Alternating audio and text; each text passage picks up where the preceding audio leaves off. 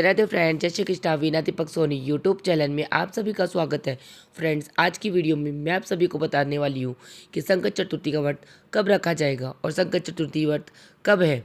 एक महीने में आने वाली चतुर्थी तिथि भगवान श्री गणेश को समर्पित है और पूर्णिमा के जो बाद चतुर्थी आती है उसे संकट चतुर्थी कहते हैं और अमावस्या के बाद आने वाली चतुर्थी को विनायक चतुर्थी के नाम से जाना जाता है।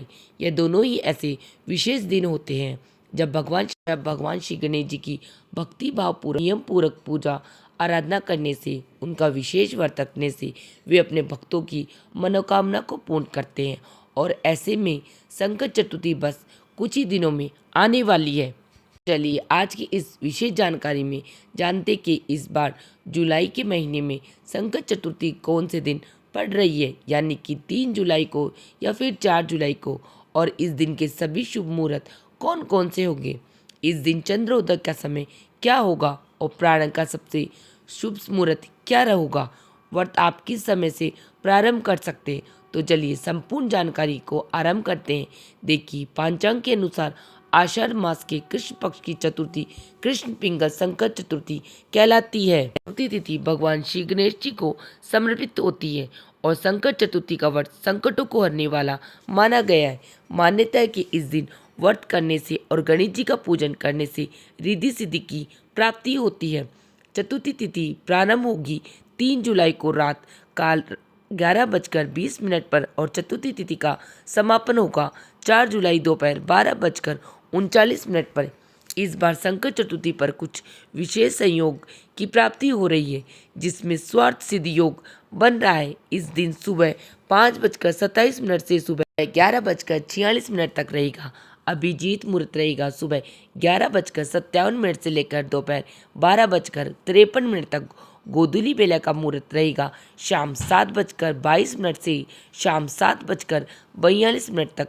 चंद्र उदय का समय होगा रात्रि 9:53 पर।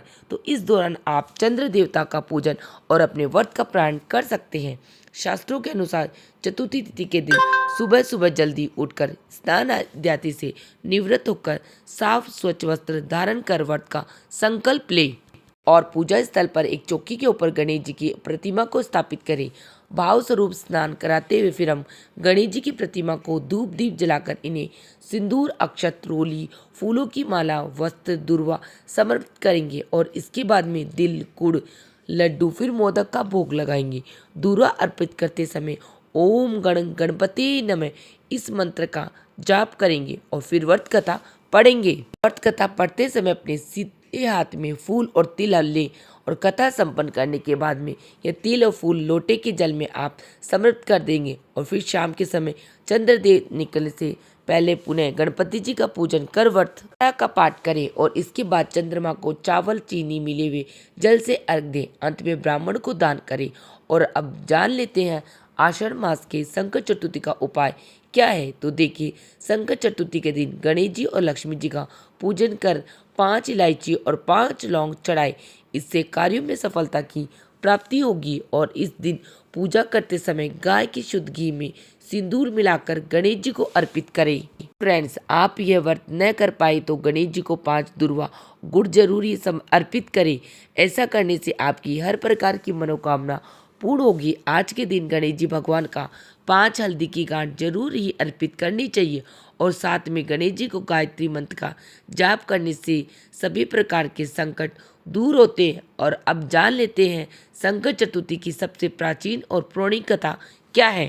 देखिए, कथा के अनुसार प्राचीन समय में महिष्मती नाम की एक नगरी थी और उस नगरी में महाजीत नाम के राजा राज्य करते थे, जो बहुत ही धार्मिक प्रवृत्ति के थे। महाजीत का घर सभी तरह से संपन्न था, परंतु उसका कोई पुत्र नहीं था और इसीलिए बड़ा ही उदास रहता था। फ्रेंड्स, उन्होंने अपने पुत्र प्राप्ति के लिए कई धार्मिक अनुष्ठान किए, लेकिन उन्हें पुत्र की प्राप्ति नहीं हुई। एक दिन महाजीत ने अपनी दुखद गाथा लोमेश ऋषि को सुनाई। लोमेश ऋषि ने उनसे कहा कि हे राजन, यदि तुम अपनी पत्नी के साथ गणेश चौथ का व्रत करो तो उससे तुम्हारे मन की इच्छा अवश्य ही पूर्ण होगी और तुम्हें पुत्र की प्राप्ति होगी। और तत्पश्चात राजा ने अपनी पत्नी के साथ मिलकर गणेश चौथ का व्रत किया और भगवान जी गणेश जी की कृपा से उनकी पत्नी गर्भवती हो गई और 10वें महीने में उनके गर्भ से एक सुंदर पुत्र का जन्म हुआ। भगवान श्री गणेश जी के आशीर्वाद से राजा की सभी मनोकामना पूर्ण हुई। तो यह थी संकट चतुर्थी से जुड़ी हुई संपूर्ण जानकारी और व्रत कथा।